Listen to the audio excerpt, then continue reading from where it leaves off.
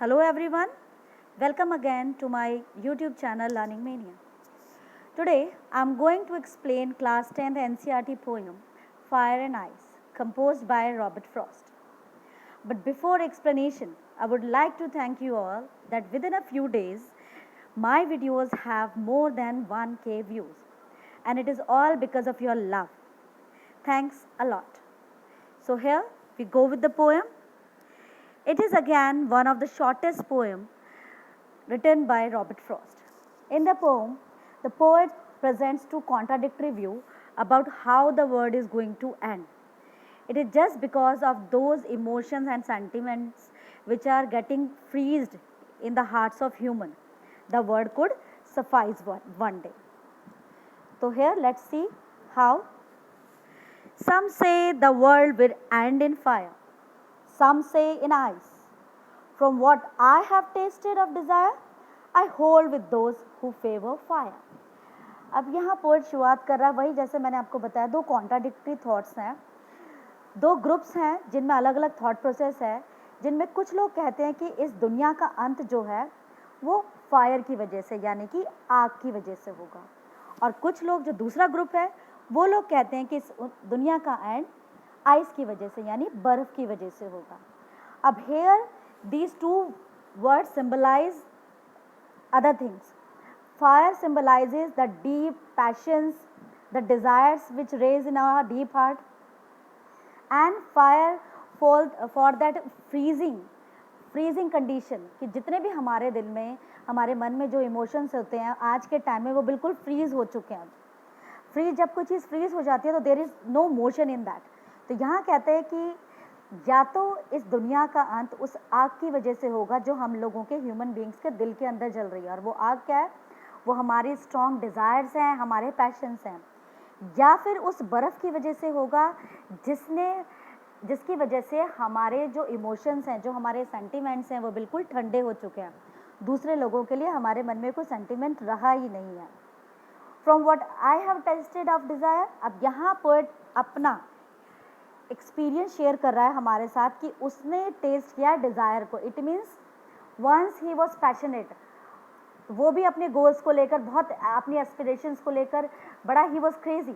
तो उसने खुद इस डिज़ायर को टेस्ट कर रखा है. उसको पता है कि जब लोग पैशनेट होते हैं तो वो कुछ नहीं देखते, एक दूसरे से आगे निकलने के लिए होड़ में वो किसी को भी लेट डाउन कर सकते हैं. तो कहता है कि मैं उन लोगों के साथ हूँ, मैं उस स्कूल ऑफ थॉट का फेवर कर रहा हूँ जो ये कहते हैं कि इस दुनिया का अंत जो है डिज़ायर की फायर करेगी जो हम लोगों के दिल में जल रही है. But if it had to perish twice I think I know enough of hate. अब वो कहता है कि लेकिन इस दुनिया का अंत अगर दो बार होगा, पैरिश मतलब मीन्स टू एंड, ख़त्म हो जाना, एंड हो जाना, डाई हो जाना. कहता है अगर इस दुनिया का अंत दो बार होना है, इस दुनिया को दो बार ख़त्म होना है, तो मुझे पता है कि इस दुनिया में इतनी हेट है कि लोगों के इमोशंस बिल्कुल ख़त्म हो चुके हैं. बीइंग ह्यूमन जो हमारे अंदर एक वार्मथ होनी चाहिए इमोशंस की, वो बिल्कुल ठंडी हो चुकी है. इमोशंस जो ह्यूमन बीइंग्स हैं इनबॉर्न क्या होते हैं, वो होते हैं affection, love, kindness, consideration, sympathy. लेकिन ये सारी चीज़ें, ये सारे इमोशंस बिल्कुल फ्रीज हो चुके हैं, शांत हो चुके हैं, ये एक्टिव ही नहीं है हमारे दिल के अंदर. तो ये जो जितने भी वार्म इमोशंस हैं इन सबको कोल्ड इमोशन ऑफ हेट्रेड और जेलेसी, यहाँ fire stands for hatred and jealousy, कि हमारे इन सब वार्म इमोशंस को हेट्रेड और जेलेसी नाम के कोल्ड इमोशंस ने शांत कर दिया. क्योंकि जब हमारे मन में किसी के लिए हेट होती है या हम किसी से जेलस होते हैं तो ना तो हम उससे प्यार कर सकते हैं, ना हम उसके लिए काइंडनेस शो कर सकते हैं, ना ही सिंपैथी रख सकते हैं.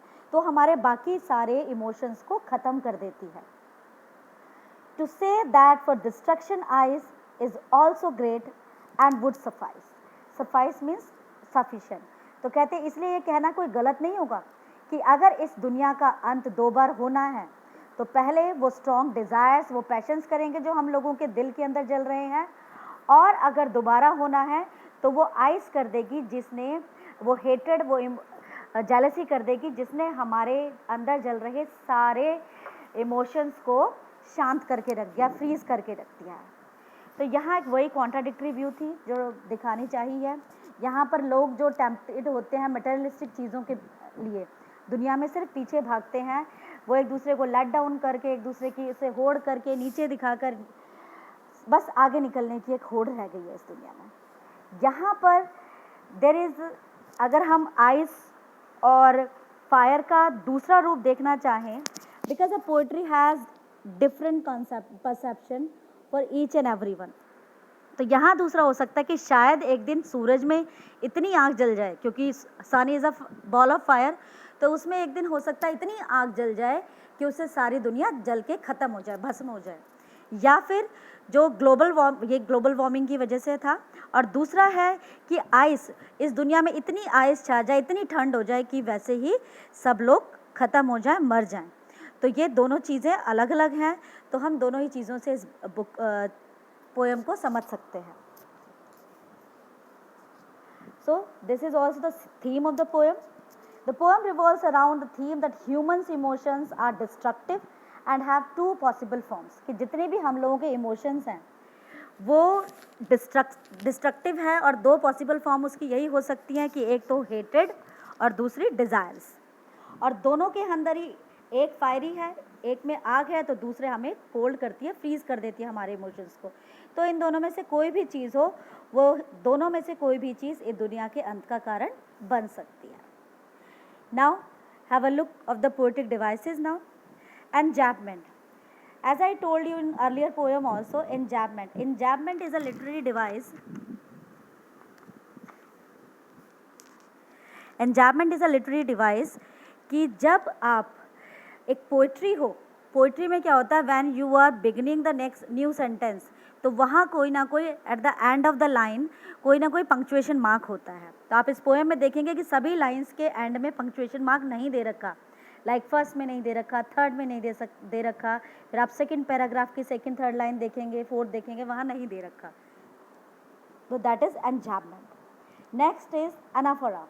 एनाफोरा होता है बेटा जब कोई वर्ड या ग्रुप ऑफ वर्ड आपके सेंटेंस के बिगिनिंग में रिपीट हो रहे हैं।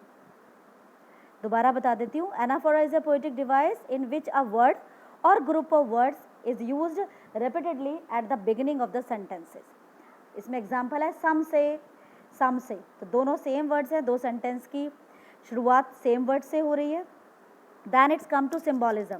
सिम्बॉलिज्म मैंने आपको बताया कि fire stands for the greed, those deep passions and desires which we have, and ice is symbolic for हेटेड and jealousy or lack of consideration. Next one is alliteration. Alliteration आप देखिए, फर्स्ट सेंटेंस में सम से S, word will WW, और फिर I hold, इसी first paragraph की fourth line में देखिए, I hold with those favour fire, the repetition of F sound. Then next comes to assonance. Assonance मैंने आपको पहले बताया था, it's a close repetition of same vowel, ठीक है, within a group of words. और यहाँ पर आप देखेंगे एसोनेंस का example, if it perish, I का रेपिटेशन आपको यहाँ मिलेगा, तो I sound is quite prominent here. Then we come to imagery. Imagery जैसा मैंने आपको डस्ट ऑफ स्नो में भी बताया था कि when poet wants to evoke some pictures, और हमारा मेंटल स्टेटस को, हमारे कुछ पिक्चर्स को इवोक करता है हमारी आंखों के सामने, तो दैट इज इमेजरी। तो यहाँ पर एक सीन क्रिएट किया गया है आग और बर्फ़ को लेकर कि किस तरीके से वो इस दुनिया का अंत कर सकती है। और यहाँ पर अगर मैं आपसे बात करूँ राइम स्कीम की, तो बेटा राइम स्कीम है इसकी ABABA, आप देख सकते हैं, fire desire ice, ice is B, fire desire fire, it's ABAB. So that's it for today's explanation, but don't forget to watch, like and subscribe my channel and my videos. Keep watching. Thank you.